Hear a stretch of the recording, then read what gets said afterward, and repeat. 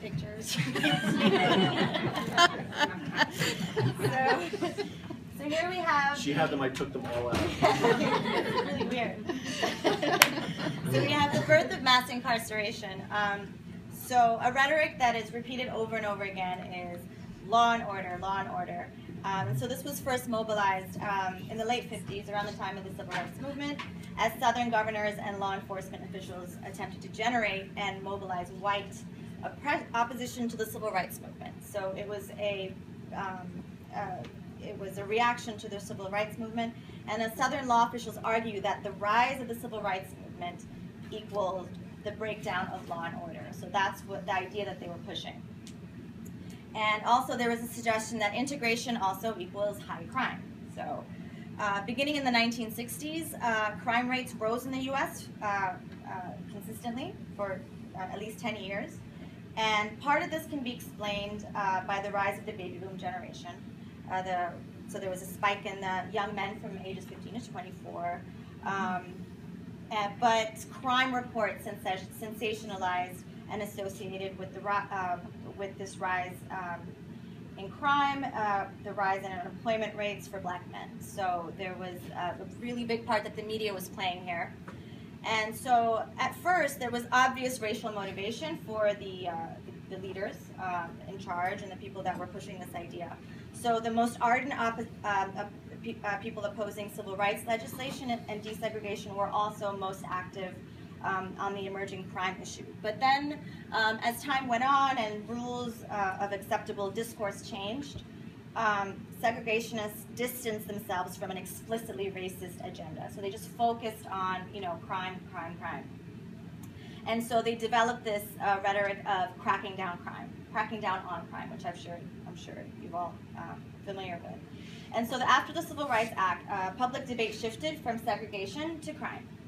And law and order rhetoric appealed greatly to poor and working class whites, especially in the South, who were already opposed to integration and still hadn't really come to terms with that. The schools of thought regarding race, poverty, and social order. So you have the conservatives, and they believe that poverty was caused by black and urban culture, and that misbehaviors of the poor transformed from adaptations to poverty that reproduced into character failings that accounted for the poverty that was happening in the first place, which doesn't make any sense. But there you go. And then you have the liberals who believed that social reforms would get at the root cause of criminal behavior. So it was this, these two ideas about, poor people are the victims, and poor people are victimizing everyone else. So then in the 80s we had Reagan, who he echoed white frustrations in race-neutral terms through implicit racial appeals.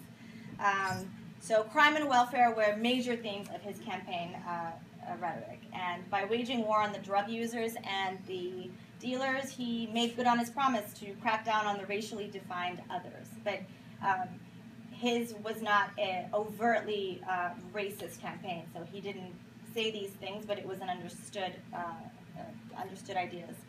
So with Reagan, the budget of federal law enforcement agencies soared. So between 1980 and 1984, the FBI anti-drug funding increased from $8 million to $95 million.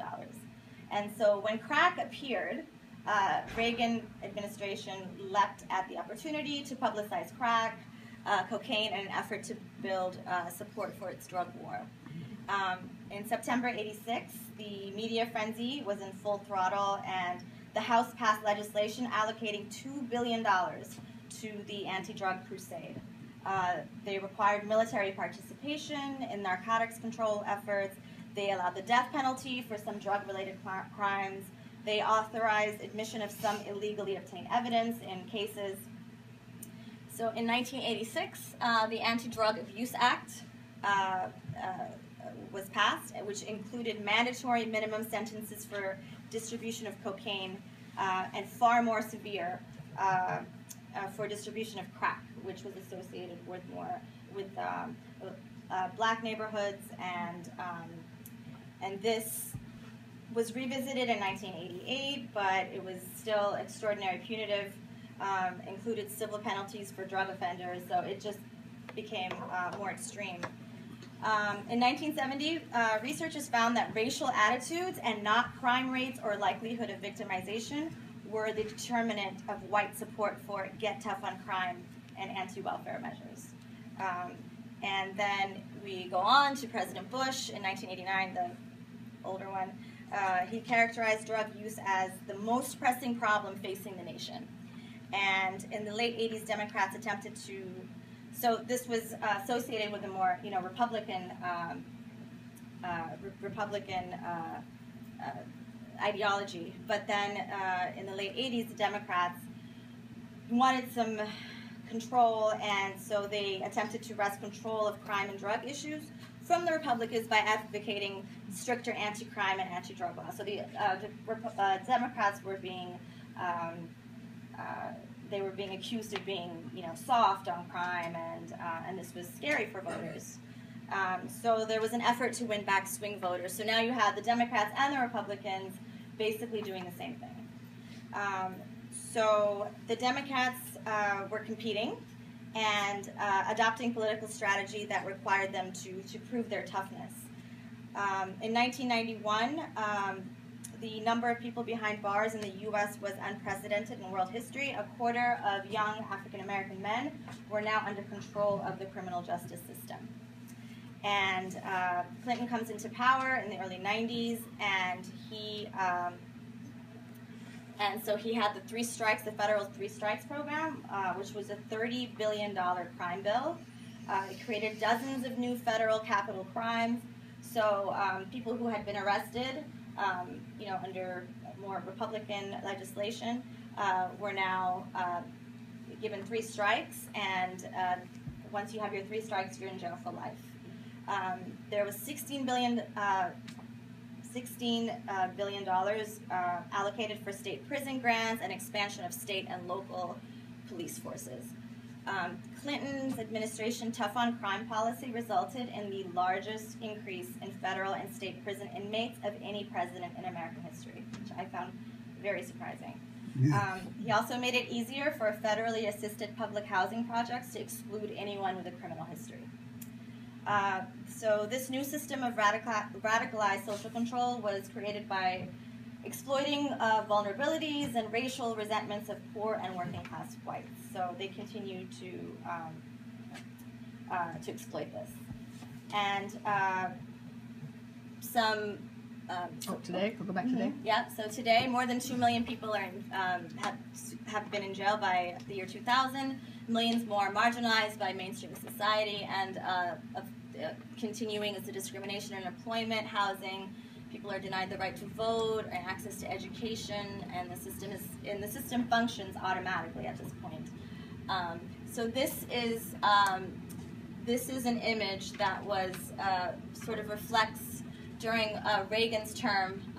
He spoke a lot about the welfare queen, and so this is someone who this imaginary character, which reminded me of Jim Crow, who is out there and lazy and on drugs and corrupting everyone and taking money. And so this image was sort of representative of the working class, middle class and white people who felt like they needed to protect themselves by having everyone put in jail. So that was it. Yeah. Was that more than 10 minutes? That was more than 10 minutes. I'm a bad mom.